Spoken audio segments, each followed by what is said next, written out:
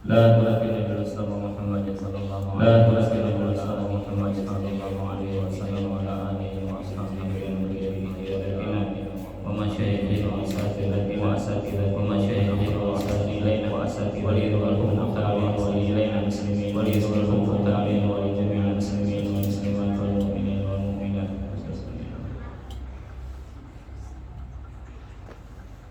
لهم الفاتحة.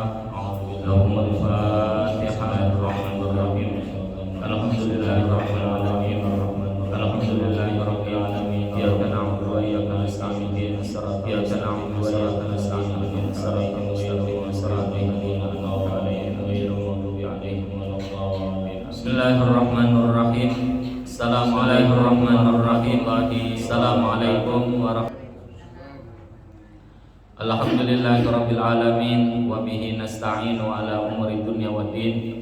Asyhadu an la ilaha illallah wa asyhadu anna Muhammadan abduhu wa rasuluh. Allahumma shalli ala sayyidina Muhammad wa ala alihi wa ashabihi ajma'in, amma ba'du. Rabbi shrah li sadri wa yassir li amri wahlul 'uqdatam min lisani yafqahu qawli. Rabbi zidni ilma warzuqni fahma. Subhanaka la ilma lana illa ma 'allamtana innaka antal alimul hakim wa la haula wa la quwwata illa billahil aliyyil azim. Alhamdulillah, puja-puji syukur kita panjatkan kehadirat Allah atas limpahan nikmat-Nya. Banyak nikmat yang kita terima, kemudian kalau kita hitung-hitung mungkin kita tidak akan mampu untuk menghitung nikmat yang Allah berikan kepada kita. Mudah-mudahan Allah akan tetap terus tambahkan nikmat kepada kita dalam rangka kita beribadah kepada Allah. Salawat serta salam semoga selalu tercurahkan kepada junjungan kita Nabi besar Muhammad sallallahu alaihi wasallam. Bapak-bapak, ibu-ibu, jemaah salat maghrib yang dirahmati Allah Subhanahu wa taala. Ini pertengahan Syawal ya. Jadi cukup lumayan ya, setengah bulan kita parah ya.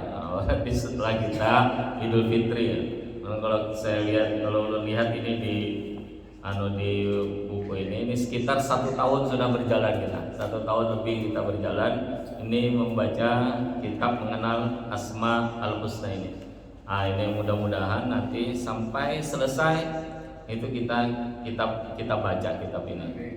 Mudah-mudahan kita tetap disehatkan, dikuatkan sehingga tetap kita terus istiqomah kita untuk melakukan paling tidak seminggu sekali lah kita ada pengajian seperti ini sehingga ada tambahan pengetahuan, tambahan ilmu, tambahan amal juga kesan kita nanti di akhirat nanti. Amin amin ya rabbal alamin. Ini kada terasa. Kemudian yang kedua, mungkin ini karena masih tidak begitu lama kita sesudah Idul Fitri, sama-sama mungkin ulun secara pribadi mengucapkan mohon maaf lahir dan batin.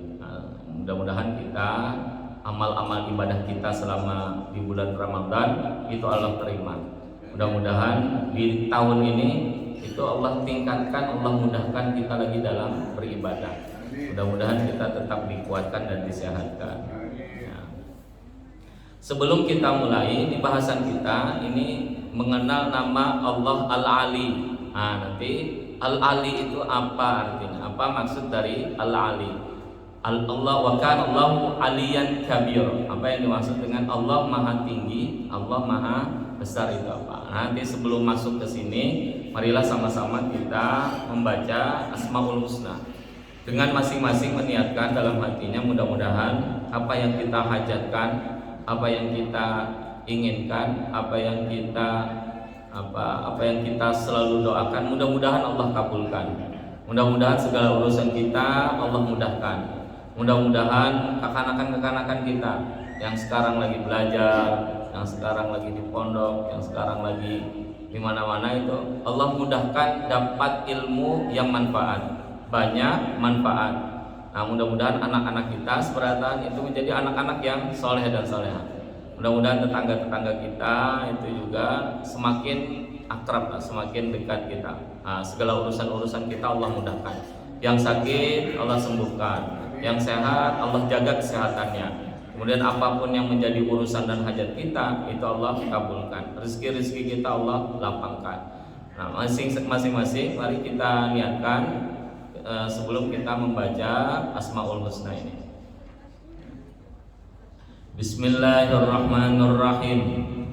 Ya Allah ya Rahman ya Rahim ya Malik ya Quddus ya Salam ya Mu'min ya Muhaimin ya Aziz ya Jabbar ya Mutakabbir ya Khaliq ya Bari ya Musawwir ya Ghaffar ya Qahhar ya Wahhab ya Razzaq ya Fattah ya Alim ya Qabid ya Basir ya Khafid ya Rafi' ya Mu'iz ya Mudhil ya Sami' ya Basir ya Hakam ya Adal ya Latif ya Khabir ya Halim ya Azim ya Ghafur ya Syakur ya Ali ya Kabir ya Hafiz ya Muqin. Nah, jadi sebelum yang Muqin itu ada 3 nama Allah, Al-Kabir, Al-Hafiz, Al-Muqin sebelum Al-Ali, sesudah Al-Ali. Nah, jadi tinggal 3 Asmaul Husna ini. Nah, kemudian selanjutnya kita akan bacakan seluruh Asmaul Husna nanti. Nah, ini Al-Ali ya, mungkin lebih jelas ini kayaknya. Suaranya pecah kan.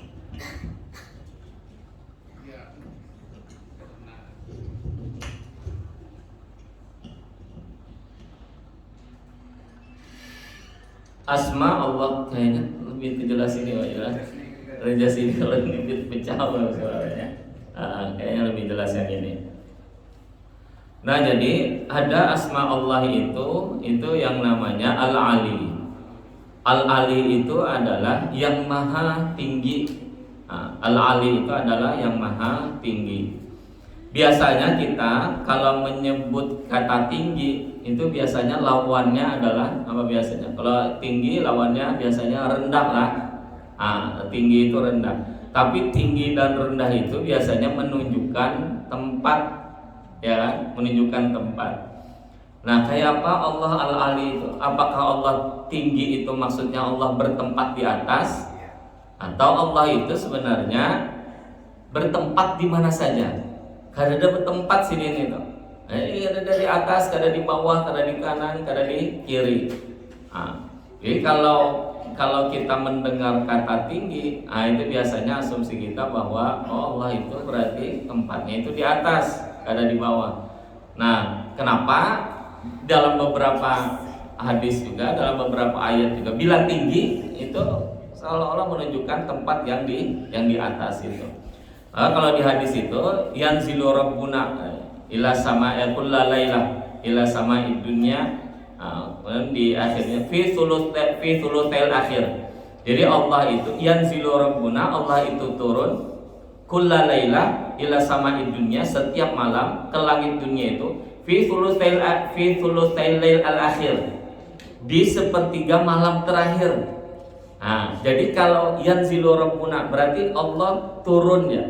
Berarti kalau Allah turun itu berarti itu menunjukkan bahwa Allah itu dari tempat yang atas, seolah-olah Allah itu turun ke tempat yang bawah. Berarti Allah itu ada di atasnya.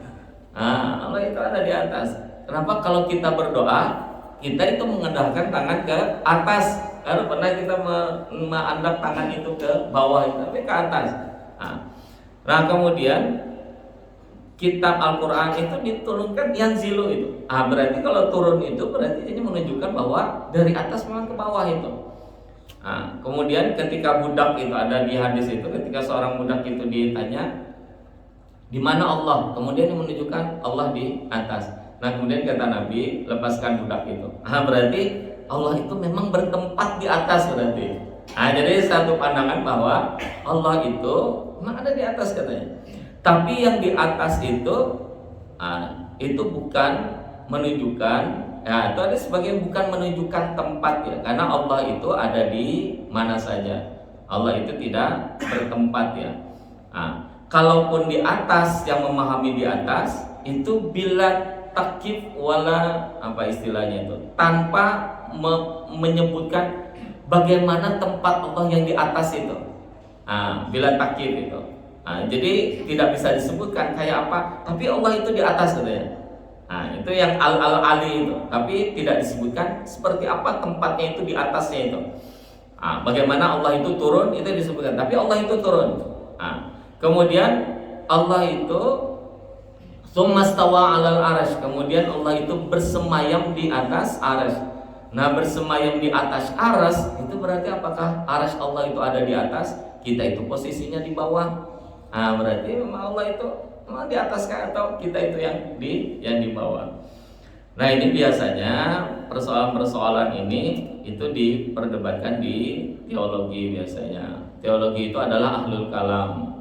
Nah, sebenarnya Allah itu kalau bertempat mungkin mereka tidak, tapi kalau Allah itu di atas, Allah itu tempatnya posisinya di atas, itu karena menunjukkan ayat-ayat dan hadis-hadis menunjukkan seperti itu. Lalu mereka yang memahami bahwa hadis dan ayat-ayat dan hadis itu dengan pemahaman literal, dengan pemahaman sesuai dengan teksnya, maka memang mereka memahami bahwa Allah itu di atas. Tapi bagaimana di atasnya, mereka tidak dijelaskan. Atasnya itu seperti apa Allah itu. Allah bersemayam di arsy. Semayam Allah itu di arsy itu, berkedudukan di arsy itu seperti apa? Nah itu bila takyif. Itu tidak kayak apa bentuknya, kayak apa itu. Kenapa? Karena Allah itu laisa kamitslihi syai'un. Allah itu tidak menyerupai segala sesuatu. Tapi bila di hadis-hadis yang lain, ayat-ayat yang lain juga disebutkan bahwa walillahil masyriq wal maghrib fa aina ma tuwallu fatamma wajhullah. Allah itu kepunyaan Allah itu adalah walillahil masyriq wal maghrib. Allah itu kepunyaan timur dan barat. Fa aina ma tuwallu, kemana saja kalian menghadap, fatamma wajhullah. Niscaya engkau akan temukan Allah di situ. Berarti Allah itu ada di mana aja. Di barat ada, di timur ada, di utara ada, di selatan ada.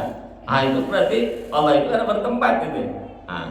Nah kemudian jar Allah itu dalam Al-Quran itu disebutkan wa nahnu aqrabu ilaihi min hablil warid.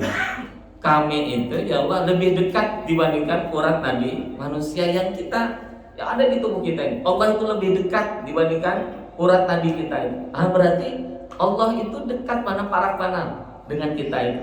Berarti Allah itu ada di mana saja. Allahu muhitun. Allah itu meliputi semua hambanya. Nah berarti kalau yang satu ada yang memahami bila dari ayat itu yang termasuk yang ala-ali ini, nanti kita penjelasannya berikutnya ini baru kita akan dengarkan nanti. Nah kalau yang memahami sesuai dengan teksnya Nabi di Isra Mi'rajkan, berarti Nabi Isra dan Mi'raj, berarti Mi'rajnya itu naik. Ada di situ langit yang pertama, langit yang kedua, langit yang ketiga, sampai langit yang ketujuh. Langit yang ketujuh itu Sidratul Muntaha, itu adalah tempat tertinggi. Nah berarti langit itu bertingkat-tingkat. Nah karena bertingkat-tingkat itu Allah itu ada yang di paling atas. Berarti apakah tempat Allah itu di Sidratul Muntaha itu ada tempat tertinggi?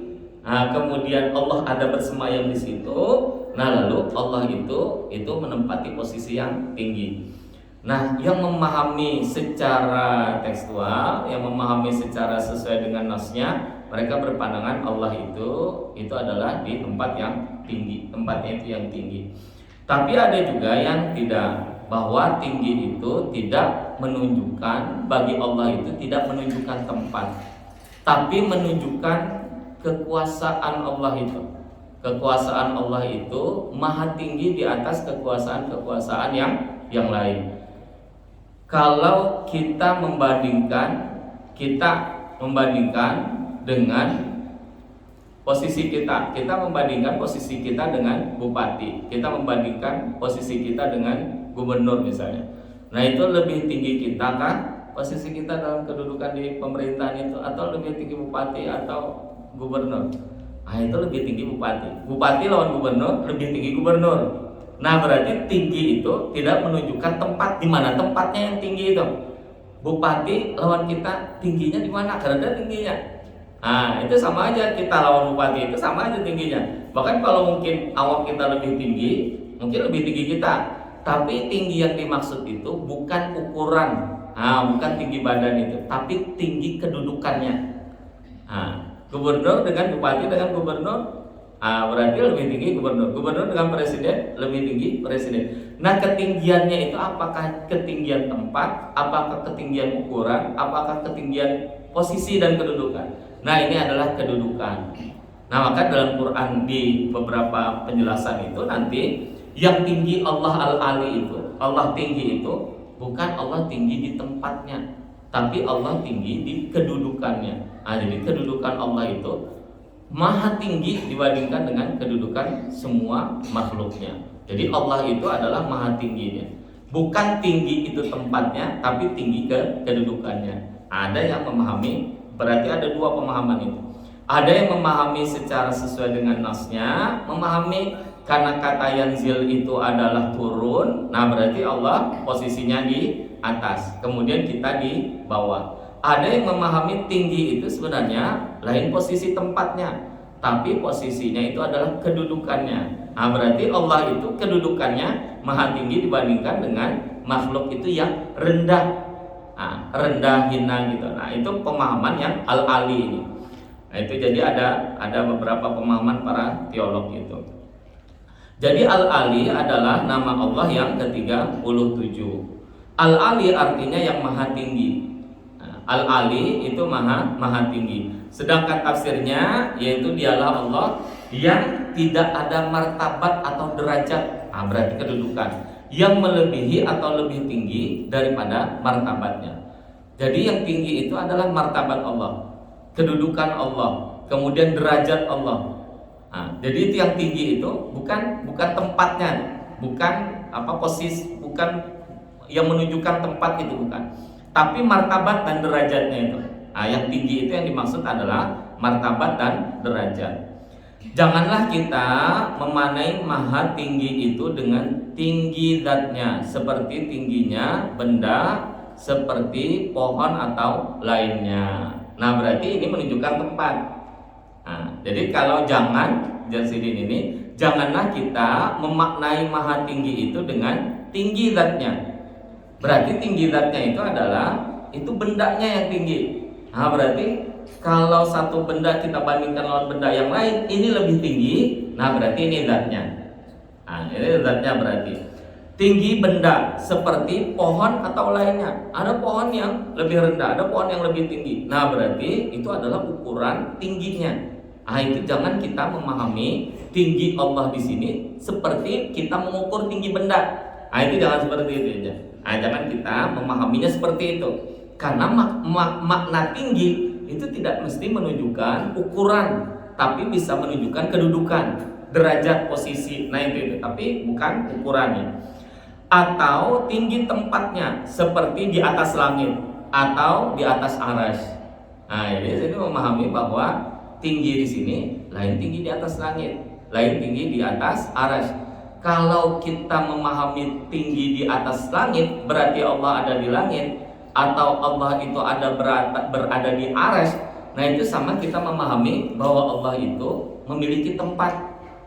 Allah memiliki tempat itu berarti sama kayak makhluk. Allah itu ada berkedudukan posisinya di mana. Kita rumah kita di mana, alamatnya di mana, kantornya di mana. Berarti itu Allah berkedudukan di situ, Allah berposisi di situ. Itu sama dengan seperti kita memahami Allah itu punya tempat.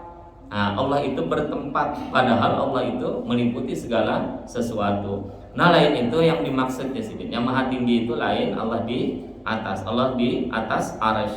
Atas arsy itu berarti posisinya beradanya itu di atas. Atas itu berarti menunjukkan tempat.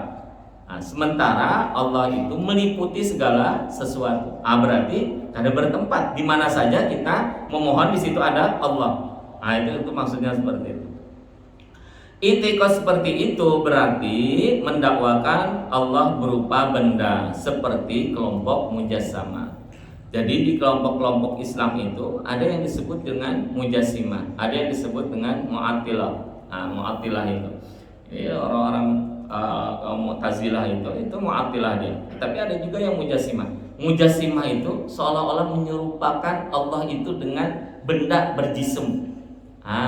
Allah itu seolah-olah itu sama seperti benda-benda yang lain yang memiliki jism, memiliki bentuk, memiliki rang. Lalu karena memiliki bentuk harus ada tempatnya. Di mana tempatnya? Itu mujassimah itu. Mujassimah itu nanti kalau makhluk itu turun dari atas ke bawah, nah maka Allah itu seolah-olah kita menggambarkan seperti turunnya makhluk dari atas ke bawah. Itu seolah-olah seperti itu. Itu disebut dengan mujassimah. Tapi kalau orang-orang Ahlus Sunnah wal Jamaah itu tidak memahami dengan cara mujassimah itu, tapi memahami dengan cara bahwa yang tinggi itu lain tempatnya, tapi yang tinggi itu adalah kedudukannya. Nah itu di situ ada bahasa hakiki, ada bahasa majazi. Majaz itu adalah perumpamaan. Ini karena sama seperti yang di tempat itu, tapi diumpamakan di tempat yang tinggi, tapi bukan berada di atas. Itu tapi yang ini mujassimah itu berarti menyamakan Allah dengan segala benda itu, mujassimah. Seolah-olah seperti itu. Nah, jadi kita tidak memahami bahwa Allah itu berada di satu tempat yang tinggi. Adapun yang maha tinggi itu adalah martabat Allah. Lalu yang tinggi itu lain tempat tapi martabat. Kedudukan Allah, derajat Allah. Itu lalu ditakwilkan. Di pemahamannya itu bukan pemahaman tempat tapi martabat. Untuk lebih memahami maksud dari maha tinggi itu, yaitu bahwa sesuatu itu ada yang dinamakan musabbab, ada yang dinamakan sebab, dan ada juga yang dinamakan musabbib. Kita biasanya itu ada yang menyebut ini sebab, kemudian ini akibat. Bila ada sebab, bila ada akibat itu ada, mesti ada sebabnya itu. Biasanya kan kita seperti itu. Ada sebab, ada akibatnya aja. Kenapa jadi itu gugur? Karena buka-buka, lalu itu gugur. Kenapa ini? Karena ini. Kenapa kenyang? Karena makan. Kenapa haus? Kenapa kemudian hilang haus? Karena minum. Nah ini ada sebab, kemudian ada yang disebut dengan ada yang musabbabnya. Sebab itu adalah ada sebab, ada akibat. Nah tapi kalau di kitab ini bukan hanya sebab akibat saja, tapi ada sebab, ada musabbib, ada musabbab. Jadi ada tiga. Bila segala sesuatu itu terjadi mesti ada tiga itu. Ada sebabnya, ada musabbabnya, ada musabbibnya. Kalau musabbab itu adalah akibat, tapi kalau sebab itu sebabnya. Tapi musabbib itu adalah yang menjadikan sebab itu muncul. Yang menjadikan sebab itu muncul. Jadi ada sebab, ada akibat, kemudian ada musabbibnya. Nah itu yang tiga hal itu. Contohnya yaitu rasa kenyang di sini. Kenyang adalah musabbab. Sedangkan makan adalah sebab, dan yang menjadikan rasa kenyang adalah musabbib. Jadi kalau kita lapar, kemudian kita makan, kemudian kita kenyang, nah berarti kenyang itu adalah musabbabnya. Itu akibat. Akibat karena apa? Akibat karena kita makan. Makan itu adalah sebabnya. Nah kemudian siapa yang menjadikan kita kenyang itu bukan makannya itu, tapi yang musabbibnya itu. Siapa yang musabbibnya? Nah itu adalah Allah. Itu adalah Allah. Kalau orang dapat duit, kalau orang dapat rezeki, dapat harta ini segala macam, kenapa? Karena ini begawi. Tapi apakah setiap orang yang begawi itu kemudian dapat duit? Nah ini yang musabbibnya itu. Bila sakit kita berobat. Nah kemudian kita sembuh. Sembuh kita itu karena obat kah atau karena musabbib kah? Kita sakit, nah kemudian kita berobat, kemudian kita sembuh. Kita mengatakan bahwa kenapa jadi sembuh? Karena sudah berobat mana ke dokter itu. Ada sebab, ada akibat. Akibatnya apa? Kita sembuh. Nah, kita sebelumnya sakit, kemudian kita sembuh. Nah, kenapa kita sembuh? Karena kita berobat. Berobatnya obat A, obat B, kemudian kita ke dokter. Tapi apakah setiap kali kita sakit kemudian kita minum obat atau kita ke dokter kemudian kita sembuh? Nah, itu kada. Nah, berarti di situ bila kada semua penyakit itu bisa sembuh oleh dokter atau oleh obat, nah berarti dokter dan obat itu kada musabib. Nah, berarti apa? Berarti ada yang menyebabkan kita sembuh. Siapa yang menyebabkan kita sembuh itu? Itu adalah Allah. Nah, berarti ada tiga itu. Ada sabab, ada musabab, ada musabib. Nah, kada seberataan orang makan itu bisa kenyang, karena boleh jadi perutnya bermasalah. Nah, yang menjadikan kenyang itu adalah yang musabib itu. Boleh jadi makan sedikit aja, minum sedikit aja. Nah, kemudian dia sudah kenyang ya. Nabi itu kada makan, kada minum dia. Berpuasa itu. Kenapa? At-amani Rabbi. Allah yang memberikan makan dan minum itu. Beliau kada merasa lapar. Allah yang memberikan makan itu. Nah, berarti ada yang kada makan tapi merasa kenyang. Nah, berarti yang menjadikan kenyang itu apa? Itu kada makanan. Api itu pada naturalnya, secara alamiahnya hanya membakar. Api itu secara alamiahnya membakar. Tapi pada kasus-kasus tertentu api kada membakar, malah api itu dingin. Nah, itu pada kasus Nabi Ibrahim yang dibakar. Nah, berarti kada seberataan itu menjadi sebab, karena ada yang musabibnya itu. Kita membakar kertas, kenapa terbakar? Karena api. Tapi api itu kada musabib. Yang musabib itu adalah Allah. Itu di Nabi Ibrahim. Nah, berarti ada tiga hal itu. Di antara ketiga itu yang paling tinggi tentu yang musabib. Nah, jadi kedudukannya yang mana yang tinggi? Antara sebab, kemudian akibat, kemudian musabib yang menyebabkan itu. Yang tinggi itu posisinya adalah yang musabib itu, yang menyebabkan itu, bukan yang sebab itu ini. Yang menyebabkan itu lebih tinggi. Kenapa? Kalau jar yang menyebabkan kada kenyang, berarti kada berpengaruh makanan itu terhadap kenyang atau kadanya. Kalau jar musabib itu kada sembuh, nah berarti obat, dokter segala macam itu kada berpengaruh. Berarti obat, dokter segala macam yang menjadi sebab kesembuhan itu kada tinggi lagi. Kenapa? Karena ada yang lebih tinggi. Siapa yang lebih tinggi? Itu adalah musabib. Nah, yang lebih tinggi itu adalah al-ali itu.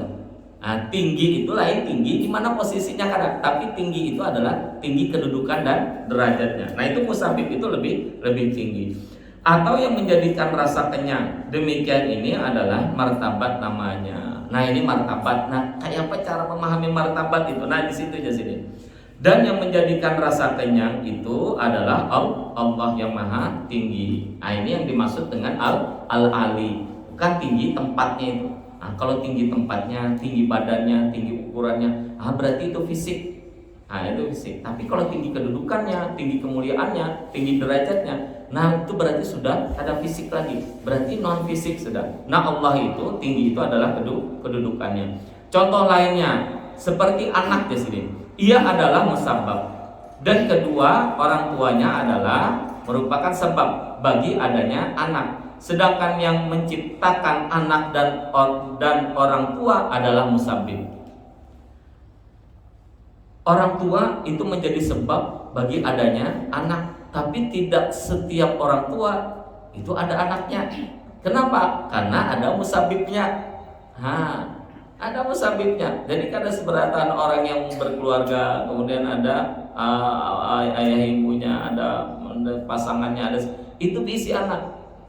Tapi anak itu disebabkan karena ada orang tuanya, ada bapak ibunya. Nah, kalau kada ada bapak ibunya, kada mungkin ada anak. Tapi ada bapak ibu, itu kada mesti ada anak. Kenapa? Karena ada musabibnya. Siapa musabibnya? Nah, itu Allah itu. Nah, musabib yang tertinggi itu adalah Allah. Kedudukan musabib inilah yang dikatakan al-ali atau yang maha tinggi. Di dalam Al-Quran Allah menyebut dirinya al-ali, dan tiap kali menyebut nama itu selalu sebelumnya disebutkan tentang ketinggian dan kehebatan sesuatu, supaya jangan dikira bahwa sesuatu itu yang paling tinggi. Di ujung ayat Allah menyebutkan namanya Al-Ali. Jadi setiap kali Allah menyebutkan Al-Ali, mesti di situ itu menunjukkan bahwa ketinggian derajat Allah di situ. Nah, salah satu contohnya yaitu firman Allah, wasi'a kursiyyuhus samawati wal ard wa la ya'uduhu hifdzuhuma wa huwal aliyyul azim. Wasi'a kursi Allah itu meluasi atau meliputi langit dan bumi. Langit dan bumi. Dan tidak ada yang memberatkan Allah untuk memelihara keduanya, dan dialah yang maha tinggi lagi maha agung. Sebelum Allah mengucapkan itu yang Al-Ali Al-Alim, maha tinggi maha agung, Allah menyebutkan dulu, menyebutkan kekuasaannya, menyebutkan kedudukannya apa? Wasi'a kursiyyuhu, kedudukan Allah, kursi Allah. Nah, kalau kita menggambarkan kursi Allah itu seperti kursi kita, berarti itu fisik itu. Tapi kursi Allah itu adalah kedudukan Allah, posisi Allah, kemudian kekuasaan Allah. Jadi kekuasaan Allah itu meliputi langit dan bumi. Wala ya'uduhu hifdzuhuma, dan tidak ada yang memberatkan untuk menjaga langit dan bumi itu Allah tidak merasa berat. Wala ya'uduhu hifdzuhuma. Kemudian sesudah itu baru disebutkan wa huwal aliyyul azim. Allah yang maha tinggi lagi maha agung. Berarti kekuasaan Allah, sebelumnya Allah menyebutkan kekuasaan Allah itu meliputi langit dan bumi. Allah tidak merasa lelah, Allah tidak merasa capek, Allah tidak merasa berat untuk menjaga langit dan bumi. Nah, baru disebutkan Allah aliyun azimun. Berarti Allah maha tinggi, Allah maha agung. Tinggi itu adalah kedudukan Allah, bukan tinggi di tempatnya. Itu di sini seperti itu. Beberapa ayat Al-Qur'an yang menyatakan Allah Al-Ali Al-Azim. Dalam Al-Qur'an Allah juga membicarakan martabat manusia. Ada yang menjadi pemimpin, ada juga yang menjadi rakyat. Ada pemimpin yang lebih tinggi derajatnya. Kemudian ada orang tua dan ada anak. Jadi kita dalam kehidupan sosial, dalam Al-Quran, kemudian dalam kehidupan sosial, ada yang posisi orang itu sebagai rakyat, ada juga yang sebagai pemimpin. Ada kita sebagai anak, kemudian ada juga orang tua. Antara pemimpin dengan rakyat, itu lebih tinggi mana? Itu lebih tinggi pemimpin. Tapi tinggi itu bukan tinggi tempatnya itu, bukan tinggi badannya, bukan tinggi ukurannya, bukan lainnya itu yang dimaksud di sini. Nah, itu ada orang tua dan ada anak. Orang tualah yang lebih tinggi derajatnya. Berarti ada yang lebih tinggi derajatnya. Pemimpin itu lebih tinggi derajatnya dibandingkan rakyat. Orang tua lebih tinggi derajatnya dibandingkan anak. Ada lagi istri, juga ada suami. Dan suami yang punya kedudukan lebih tinggi, suami itu punya kedudukan lebih tinggi dibandingkan daripada istri.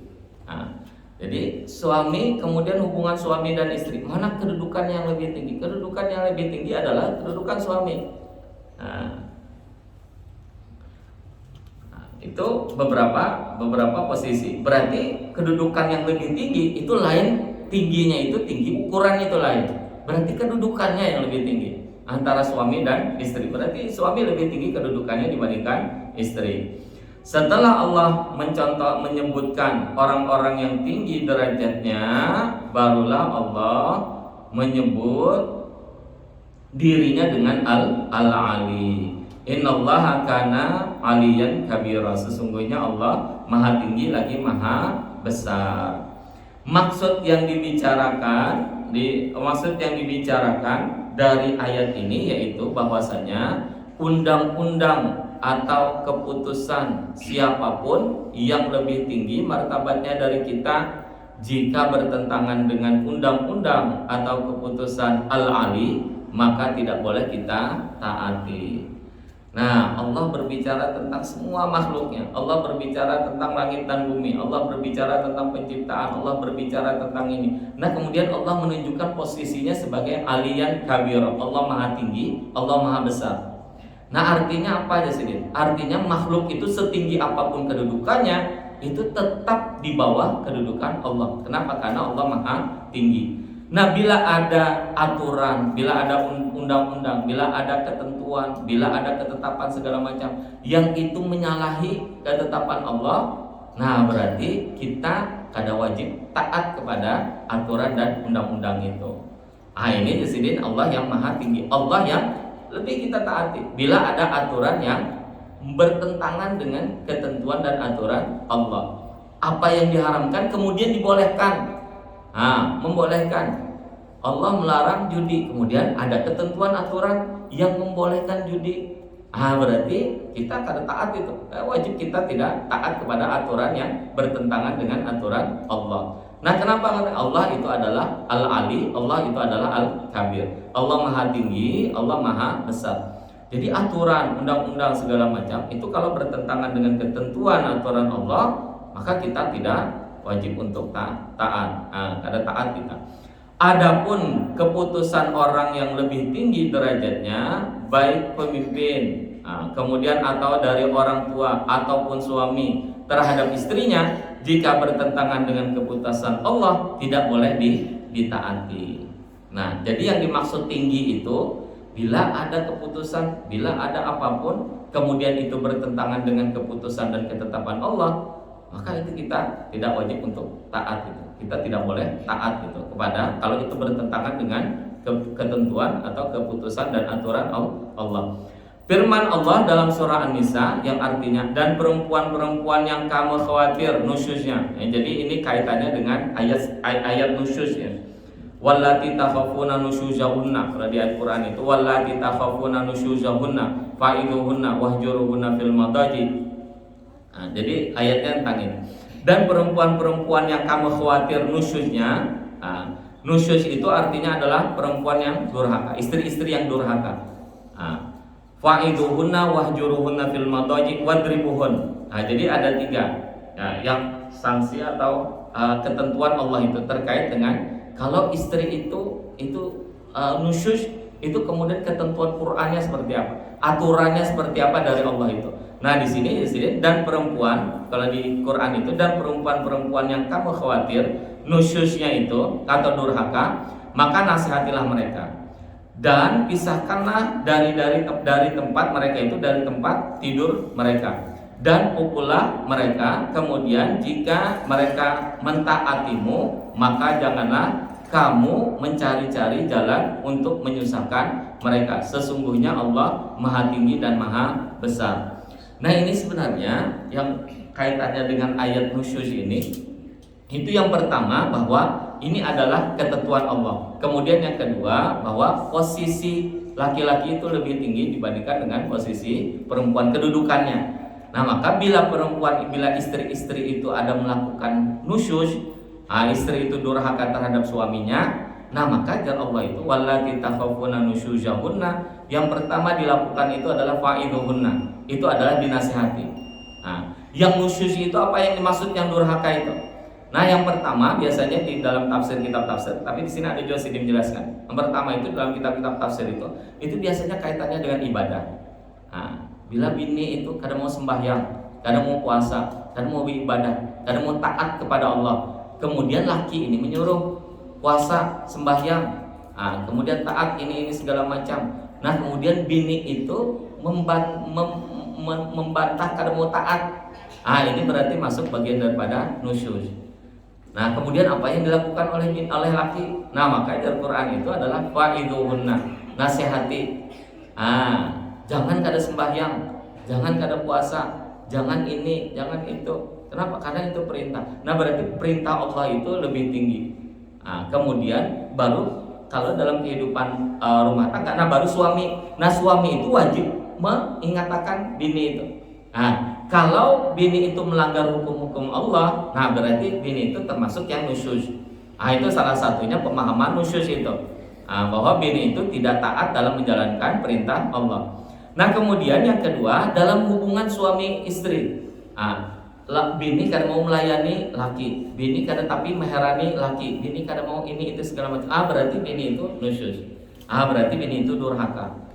Bekalahi laki bini segala macam. Nah, kemudian bulik ke rumah orang tuanya, kada pepadahan, kada apa-apa. Nah, itu dianggap itu sebagai yang nusyuz itu. Tapi kada boleh kita memukul, kada boleh ini dulu, tapi dinasehati dulu. Fa'iduhunna. Itu harus dinasehati. Nasehati dulu. Nah bila kada mau nisahati juga hanya wahjuruhunna fil madaji, hanya dipisahkan tempat guringnya. Yang laki guring di sini, yang bini guring di tempat yang lain. Itu seolah-olah tidak guring di satu tempat lagi. Itu bila mungkin yang bahasa Banjarnya apa istilahnya itu, berambakan atau apa itu.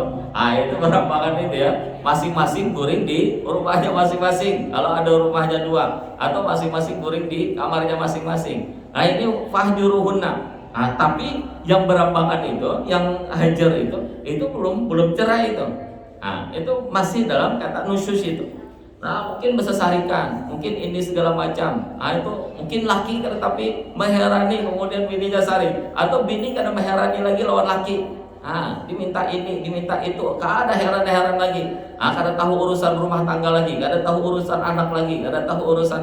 Itu disebutnya dengan nusyuz. Itu bila sudah kada mau, dinasihati kada mau, kemudian pisah ranjang kada mau juga. Kemudian apa? Wadribuhun. Wadribuhun itu memang memukul, tapi memukul yang tidak melukai. Kalau sekarang kalau Wahid ini kan usah dipukul, dimamai aja, bisa digugatnya kita. Itu kan. Karena bini itu punya hak, kalau laki itu punya hak tolak, kalau bini itu punya hak khulu, tuntut cerai, gugat cerai. Wah ini yang paling banyak menggugat cerai itu siapa di pengadilan itu bini dibandingkan laki.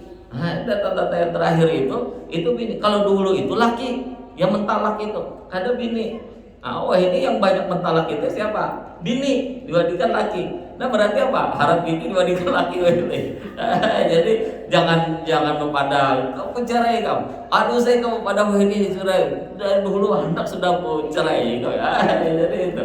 Jadi ini yang buat wadribuhun. Jadi maksud Al-Quran sini wadribuhun itu mengingatkan dengan lebih keras lagi. Kalau misalnya memukul kemudian itu memudaratkan, itu kada boleh. Tapi kalau memukul kemudian itu menjadikan keluarga itu juga hancur, keluarga itu pisah, ini segala macam, itu juga tidak boleh juga. Tapi intinya bahwa kita lebih keras lagi mengingatkan lagi.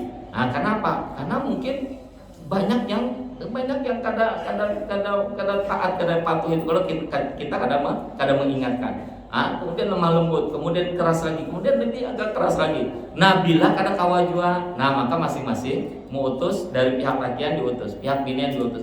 Bila kada jua, hanya itu talak, hanya kemudian gugat cerai. Kalau wah ini kada sedikit-sedikit cerai, sedikit-sedikit gugat cerai. Padahal langkah-langkahnya itu panjang. Langkah-langkah yang pertama nasihati, sudahkah kadakah belumkah? Bila belum dinasihati kada boleh itu digugat cerai. Kemudian yang kedua pisah ranjang, sudahkah kadakah? Bila belum kada boleh juga. Kemudian lebih keras lagi. Itu sudahkah kadakah? Belum juga. Kada boleh juga. Sesudah itu baru apa? Baru masing-masing memandirkan antara keluarganya. Ini paman lebih arif, diutuslah. Pandirakan lawan yang paman yang bini misalnya. Masing-masing mepandiran kayak apa? Kalau misalnya kada ketemu titik temunya juga, hanya masing-masing talak atau masing-masing hulu. Itu dalam Al-Quran itu seperti itu. Ini yang al-ali, kedudukan itu yang tinggi itu bukan tinggi tempat, bukan tinggi ukuran, tapi yang tinggi itu adalah tinggi kedudukannya. Maka dalam Al-Quran itu yang memberikan nasihat itu lain bini tapi laki. Yang memberikan peringatan itu lain bini tapi laki itu. Yang mengingatkan ini itu karena tanggung jawab keluarga, kepala keluarga itu adalah laki. Tapi wah ini mungkin bisa terbalik-balik, bisa kita yang dinasihati ya. Jadi lakian itu bisa diatur oleh binian. Padahal yang binian, lakian itu yang madur, binian itu, laki itu madur bini. Tapi yang banyak ini adalah bini diatur, laki diatur oleh bini. Itu terbalik-balik gitu. Mungkin kita mau ancam talak, ini sudah mengancam hulu ya. Itu barangkali seperti itu ya. Ini yang al-ali. Selanjutnya ini ada bahasan beberapa hal kaitannya dengan al-ali ini. Mungkin nanti kita lanjutkan di malam Selasa depan, malam Selasa depan. Mudah-mudahan kita masih tetap disehatkan, mudah-mudahan masih kita dikuatkan. Al-Fatihah. A'udzubillahi minasyaitonir rajim. Bismillahirrahmanirrahim. Iyyaka na'budu wa iyyaka nasta'in. Ihdinas siratal mustaqim. Shiratal ladzina an'amta 'alaihim Amin amin. Bismillahirrahmanirrahim. Alhamdulillahirabbil alamin. Wassalatu wassalamu ala Rasulillah wa ala alihi wa ashabihi ajmain. Allahumma anfa'na bima 'allamtana warzuqna uluman tanfa'una. Allahumma arzuqna fahman nabiyyil muhammadil mursalin wa ilhaman malaikatil muqarrabin. Bi rahmatika ya arhamar rahimin. Allahumma inna nas'aluka ilman nafi'an wa rizqan wasi'an wa 'amalan mutaqabbala. Allahumma taqabbal minna innaka antas samiul 'alim wa tub 'alaina innaka antat tawwabur rahim. Rabbana atina fid dunya hasanah wa fil akhirati hasanah wa qina adzabannar. Sallallahu ala sayyidina Muhammadin Nabiul Ummi wa ala alihi washabihi wa barik wasallim. Alhamdulillahirabbil alamin. Demikian, terima kasih. Salah hilang mohon maaf. Wabillahi taufiq wal hidayah. Wassalamualaikum warahmatullahi wabarakatuh.